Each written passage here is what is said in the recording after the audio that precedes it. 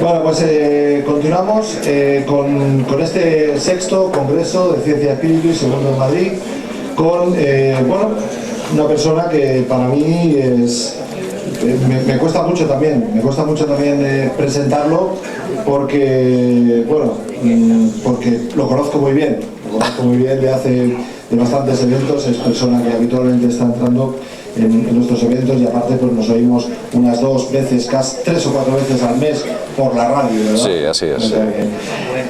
Él es José Luis de mundodesconocido.com y bueno, pues es que su currículum es que este es un pozo de ciencia, o sea, es la enciclopedia de Alejandría. Basta. Ya está, con eso solo ya lo veréis. Supongo que ya lo conocéis muchos. Y bueno, pues nos va a hablar de un tema muy interesante, un tema que nunca ha hablado, que es el tema de la alquimia en busca de la piedra filosofal. Tomemos la alquimia como lo que es ahora la química es la alquimia capada, de alguna forma, pero esa alquimia anterior, pues posiblemente nos puede aportar más y más en manos de José Luis. Con ustedes, José Luis de Mundo Desconocido.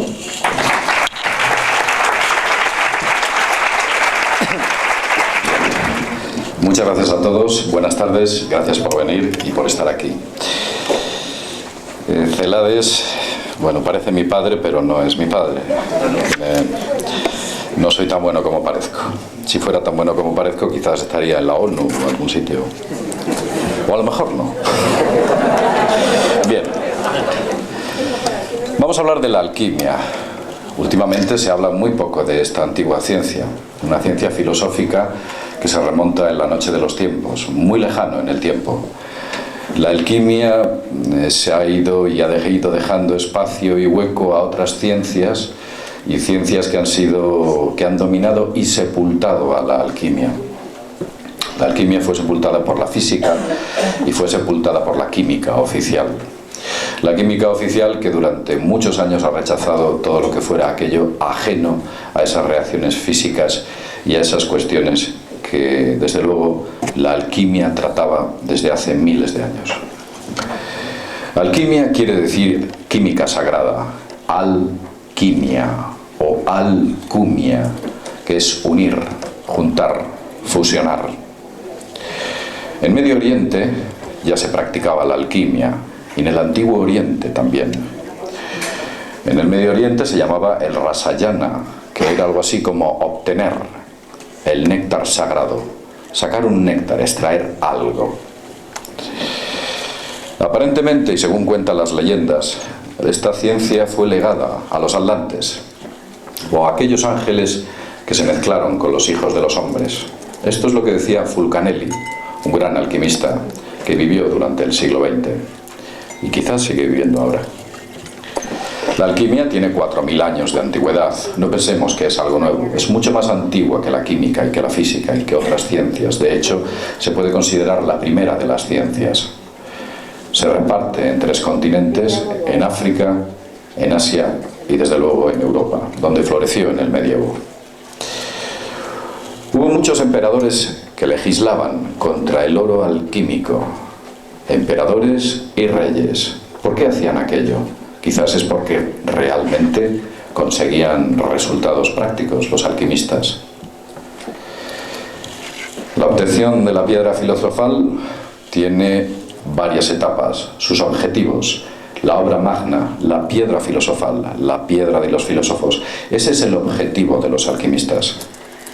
Y ese objetivo, vamos a explicarlo brevemente, se divide en 4 partes. Uno de ellos, quizás la más importante, es la transmutación del individuo. El hombre se transmuta, se ilumina, cambia. La percepción de la realidad que tiene se ve modificada, su escala de valores también. Lo que antes era bueno tal vez no lo es tanto después. O los intereses que teníamos en un momento dado desaparecen para aparecer cuestiones mucho más espirituales. Otro de los puntos era la transmutación, el rejuvenecimiento y la vigorosidad con la salud. Conseguían rejuvenecer, conseguían recuperar la salud todos aquellos que se sometían y se dejaban llevar por la alquimia, por aquellos médicos alquimistas. Aquello se llamaba la espagiria, posiblemente alguno de vosotros hayáis oído este término. Otro de los objetivos de la alquimia, quizás también considerado como obra magna, era la inmortalidad.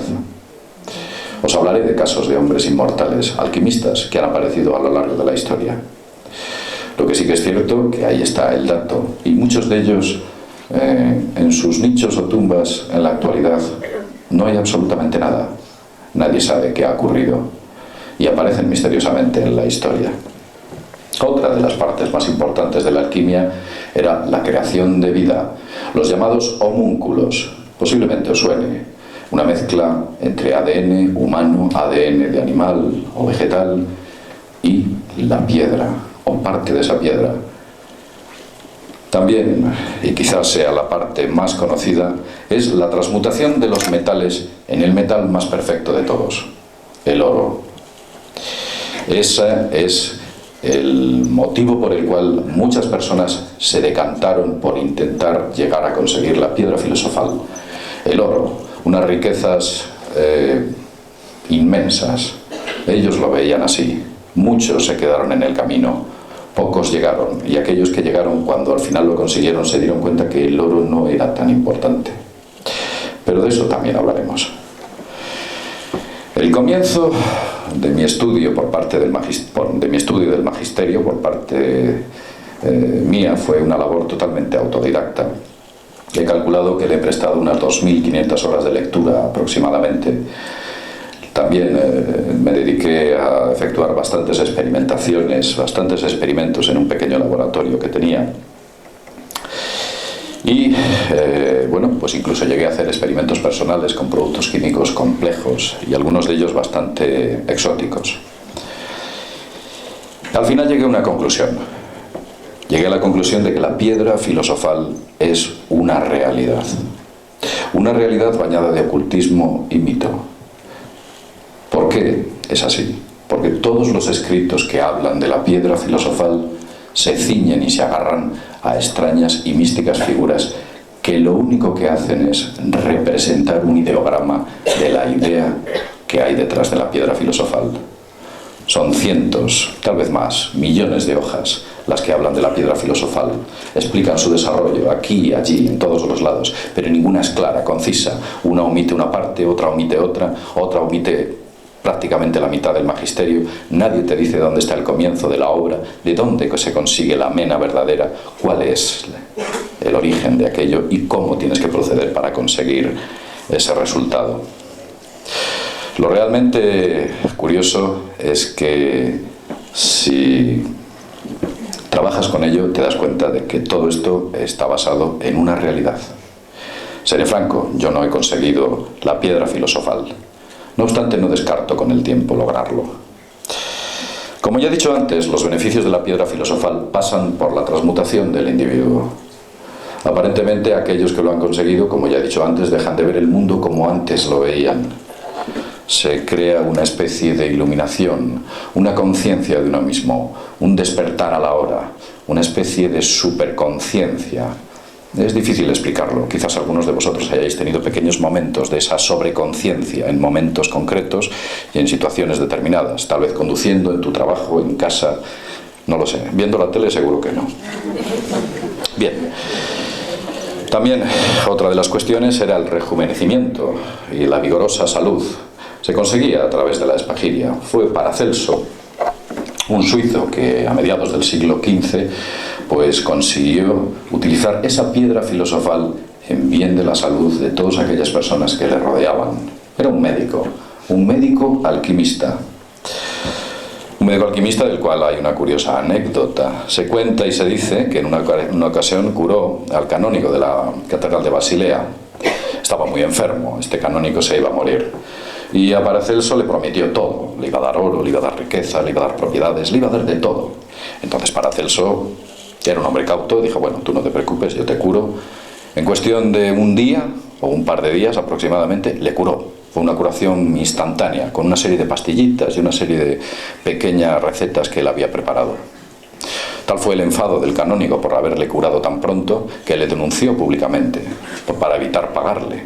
Evidentemente, de hecho, se tuvo que marchar de Basilea Paracelso debido a este pequeño juego legal con el cual esta gente jugaba. Como vemos, los juegos legales se repiten ahora, siempre, y mañana se repetirán también. Otra de las cuestiones, y esta es una de las más importantes, es la adquisición de la inmortalidad. No pocos alquimistas son los que han bebido el llamado oro líquido. Hombres que se han hecho pasar o han sido inmortales, porque hay que ver que esos escritos existen, y si recurrimos a las fuentes vemos que ahí están. Si vamos a los archivos del Palacio de Versalles, vemos que la figura del conde de Saint-Germain aparece. Existió. Ese hombre fue real. Fue un alquimista. Nació en no se sabe dónde. Y tampoco la fecha. Hay especulaciones. Tal vez 1696. Todos son especulaciones. Y por supuesto su fecha de fallecimiento tampoco se conoce. Era un hombre muy versado. Hablaba 6 idiomas y estaba muy ligado a la corte de Francia. Fue visto muchos años después, y de esto hay documentos oficiales que hablan sobre este evento. Fue visto muchos años después, y cuando aquella que era una niña la primera vez que lo vio y una anciana la segunda, aquel hombre era exactamente igual y aparentaba la misma edad. Pasa. Aquí podemos ver la piedra filosofal.